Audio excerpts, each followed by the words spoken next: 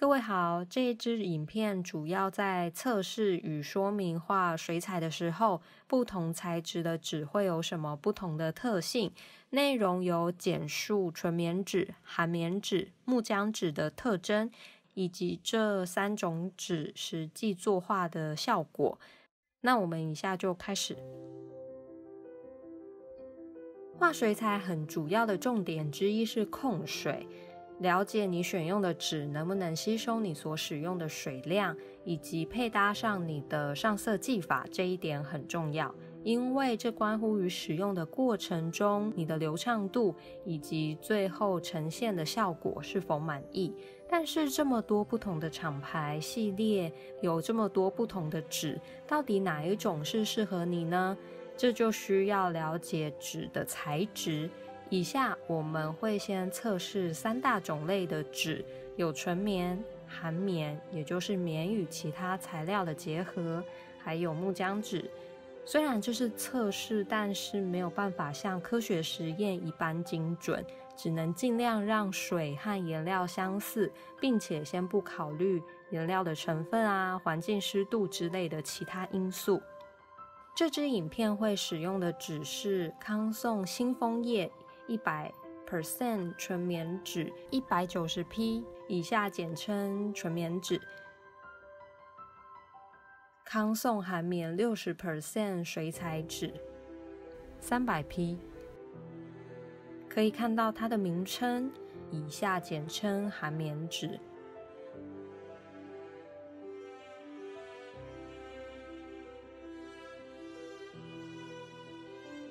最后是康颂巴比松木浆纸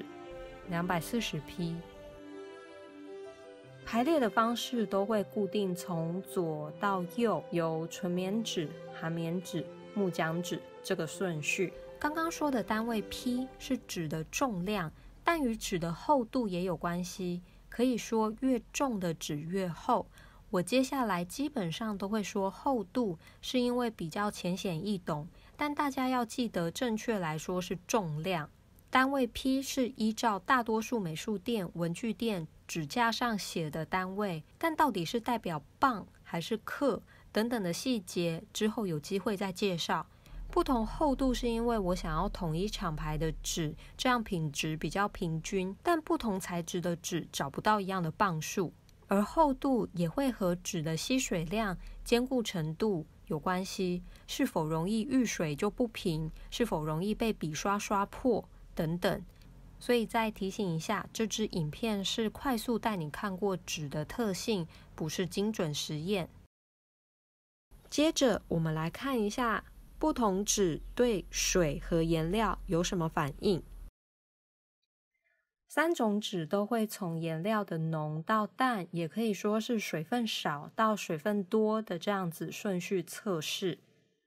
我们先简单了解不同材质的纸对水和颜料的反应。那这里使用的是简单的平涂法，比较能单纯看清楚纸的特性。之后我们才会在实际操作的部分加入不同的画法。纯棉纸吸水比较快，棉让纸很坚固。如果纸够厚，纸面更不容易被笔刷与水破坏，造成棉絮或者是毛球。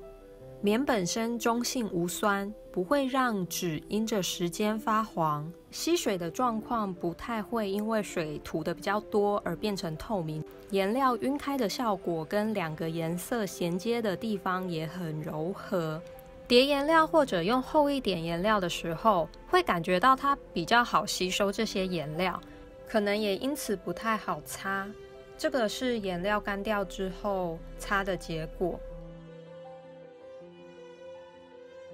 含棉纸我用的是含棉60% 的纸，吸水速度介于纯棉与木浆之间。不同的含棉纸吸水的效果要看纸本身制造的材料含有多少棉。我用的是60% 的棉，所以吸水的状况还算不错，但是画的时候还是感觉得出来并非纯棉纸的手感。颜料晕开的状况也是介于纯棉与木浆之间。我们可以看一下画面，在颜料干掉的状况下也还蛮好擦的。木浆纸吸水速度比较慢，而且要很注意水量。有一些木浆纸涂水比较多的话，就会呈现透明的状态，但干掉之后，这一些痕迹会消失。影片中的纸虽然是木浆，但是够厚，所以目前不会起毛球。如果用薄的木浆，纸面很容易多刷几次就起毛球，也就是因为水与笔刷的关系，纸的表面被破坏，颜色刷上去会有一点点小小的结块，如同画面中圈圈里的照片。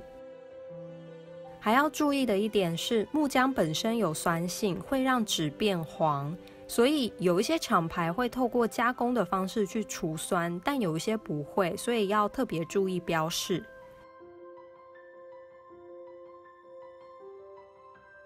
然后我们来看一下画面，在同样干掉的状况下，会比纯棉纸更容易擦除纸上的颜料。把这3种不同的纸一起对比的话，可以更明显的看得出它们有什么不一样。纯棉纸不容易把颜料擦起来，它可能已经足够吸收了这一些颜料，所以比较难擦。含棉纸跟木浆纸都算比较容易擦起来。两个颜色衔接的地方都还蛮柔和的。纯棉纸渐层的会更自然一些，含棉纸第2行是比较意料之外的状况，木浆纸会稍微看到一些痕迹。现在我们来看周边和中间的水痕，这里实验的是在差不多的水量状况下，哪一种纸更容易或不容易有这个状况。其实不管哪一种纸，只要水一多，周围就很容易有这样的痕迹。我另外画的3种纸也都有这样子的水痕，差异是否明显或者更容易产生这样的情形。刚好这个实验有比较明显的差异，例如说中间含棉纸它的周边就会更明显一点。我认为这也同时说明了水彩是随机性相对高的作画方式。现在已经简单介绍完不同材质的纸，可是刚刚的讲解好像还是有一点难想象，一般运用在画画的时候到底有什么影响。接下来我会直接画图来观察整个画画过程是不是流畅的，或者是成品满不满意。我们会先涂一层水再上色，水量没有办法3张纸都刚刚好一样的量，但是因为我用同一支笔，所以应该不会相差太多。我们上第1层颜料，可以很清楚的看到颜料扩散的状况。纯棉和含棉纸扩散的边缘会比较柔和一些，木浆纸就看起来比较凝固一点，颜料没有整个散出去。然后我们再多多加一点背景的颜色，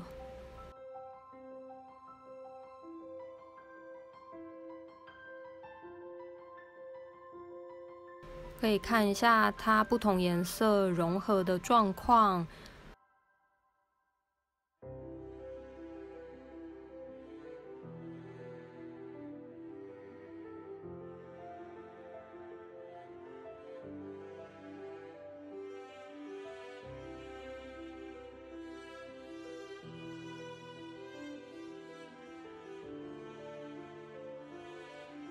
接下来我们会用敲笔法，可以观察一下在不同的笔法之下颜料扩散的状况。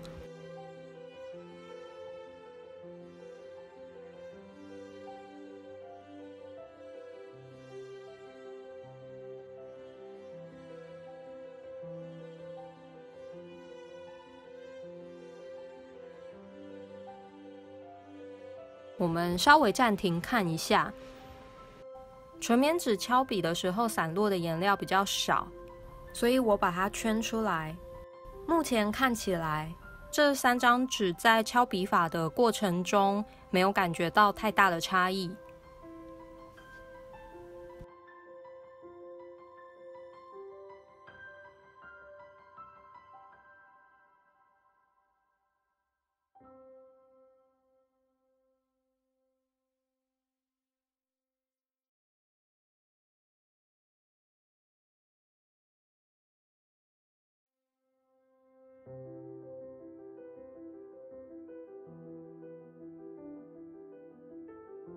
我们暂停看一下，木浆纸已经有一些水往周边扩散的痕迹，含棉纸的扩散状况比较自然，没有很明显的水痕。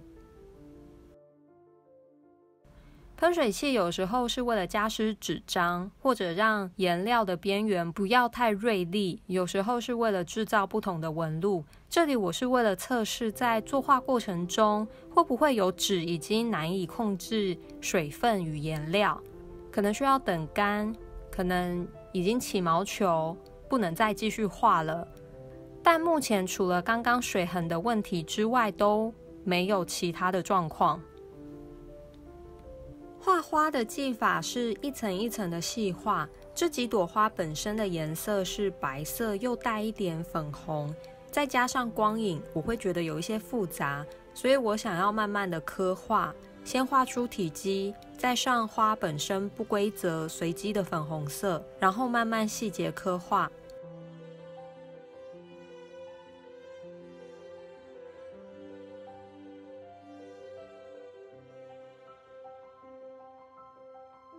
画花的过程没有遇到太大的问题，所以我这边先播放下去，后面再来做一个小总结。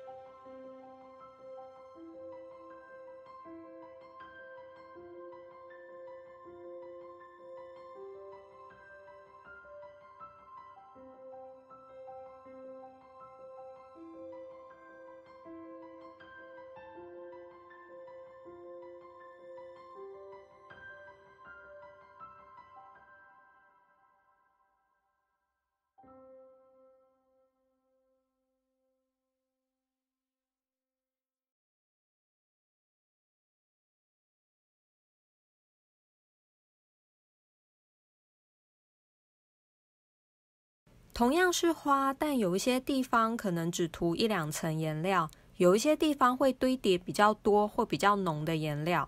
所以如果纸没有办法承受不同的水量以及笔刷画过的次数，可能纸面的纤维就会有一点被掀开，然后晕开以及上色的效果就没有这么好，看起来会结块，画面也可能会凹凹凸凸的。这里先插入一小段附注，几天后仔细看木浆纸有起毛球，现在我想要试试看在干的状况下可不可以铺一点颜色上去。我会先铺一层玫瑰红的底，再混合一点群青。先从木浆纸开始讲解，颜色有补一些上去了，但是总觉得擦下来的好像更多，一块深一块浅。含棉纸比较好上色，但是也要小心不要把颜料擦下来，要用慢慢一点一点上色的方式比较好。表面的纤维好像也有一点点起来，所以颜色不是很平均。纯棉纸上去的颜色都晕染得很好，很自然很柔和，也看不太到反光，吸水得很适当。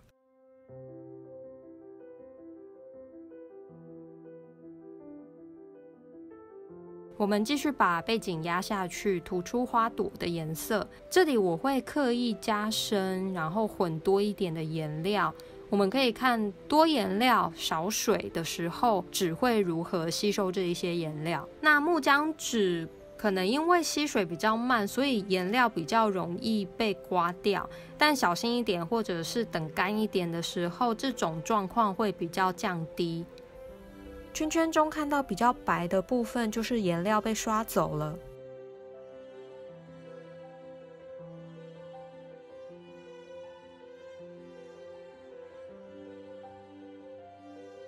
接着看纯棉纸，纯棉纸下面一层的颜料可能已经吸收进纸里，所以笔在上色的时候比较不容易带走底层原本的颜料，所以不会像木浆纸一样擦起颜料看到一些纸本身的白色。我们加水多一点的话，可以看到比较厚重的颜料它在纸上是怎么流动的。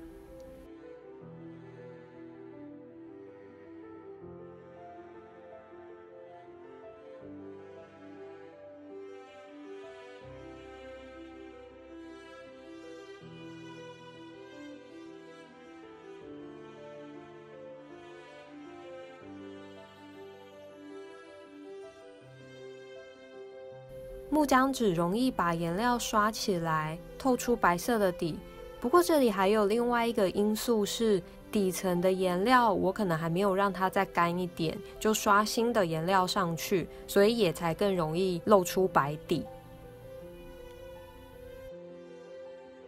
纯棉纸能擦掉的颜料不多，需要多刷几次。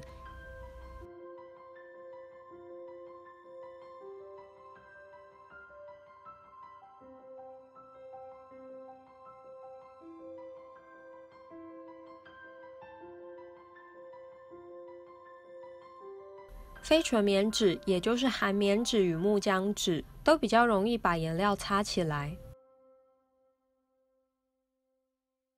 这里是木浆纸，虽然前面有看过了，我们这里再仔细看一次颜料擦起来的程度。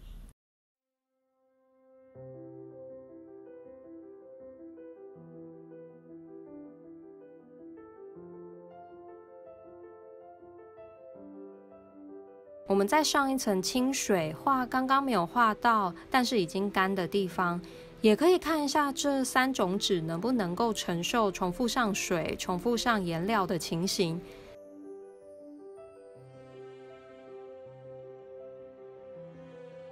芭比松木浆纸我没有用过比240P 更低的数值，数值越高吸水力就相对的越好。这张纸我在使用的过程比较不用担心水分。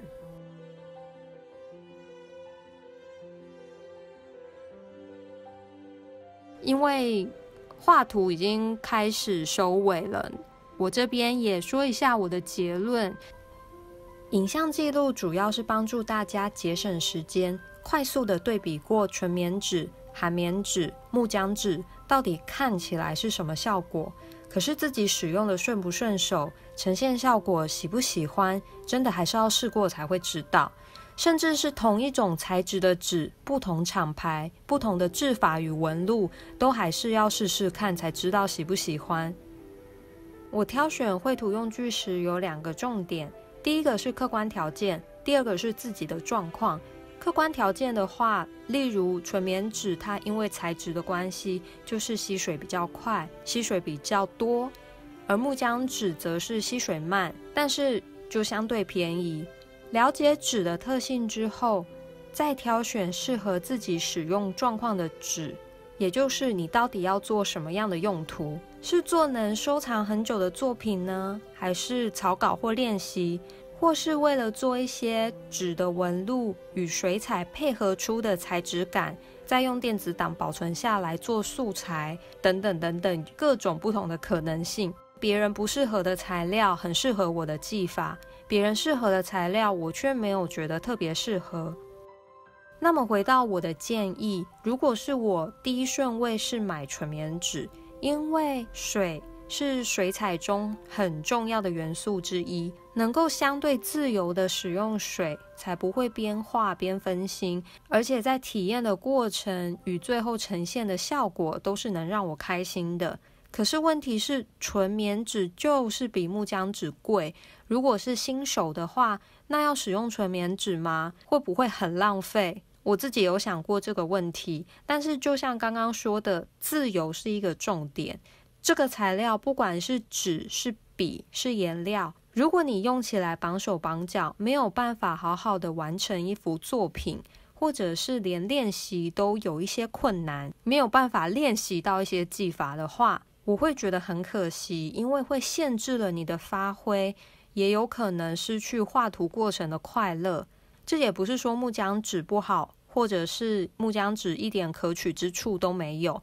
而是它的效果与功能性不是我目前需要的。但是如果我想要做一些生活的速写记录，我可能就会使用木浆纸。如果顾虑价格的话，练习时可以用非纯棉纸，含棉纸的话最好是 50% 以上，然后确定笔法跟颜色之后，正式要完成一张水彩作品时，再使用纯棉纸。另外，就算有价格或者是技法的考量，就像我刚刚说的，每一个人的状况跟因素不同。如果你选择画水彩的时候使用木浆纸的话，其实也鼓励大家一定也要尝试过纯棉纸，去感受一下不同纸作画的手感。